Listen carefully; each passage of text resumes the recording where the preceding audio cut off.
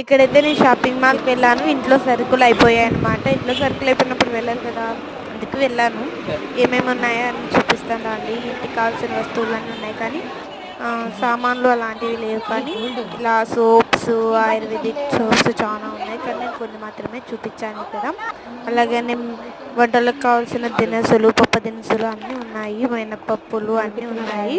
ఏవి కావాలంటే అవి దొరుకుతాయి. అలాగని కెచప్స్, మనకి రెడీ ఇలా డ్రై ఫ్రూట్స్, అలాగనే రెడీ అవ్వడానికి అత్తాలు, సెంట్లు, అలాగే లోషన్స్, హెయిర్ ఇది లోషన్ వచ్చేసి హెయిర్ మనం తలస్నానం చేసి వచ్చింటాం కదా, తలస్నానం చేసి వచ్చిన తడి నీటితోనే అంటించుకోవాలి, అప్పుడు స్మూత్గా అవుతూ ఉంటాయి. ఇది వచ్చేసి రెడీమేడ్ చపాతీ రొట్టెలు, ఇవి కారపొడి, ఇది కేచప్, క్రీమ్, ఇది ఒక క్రీమ్. ఇలాగ క్రీములు కూడా ఉన్నాయి. కింద జై ట్రైనింగ్లో చూడండి, ఆ కింద జై. అలాగనే చిప్స్ కూడా ఉన్నాయి. చిప్స్ వచ్చేసి 120 ఎంతో ఉన్నాయి కానీ టొమాటో లేదు.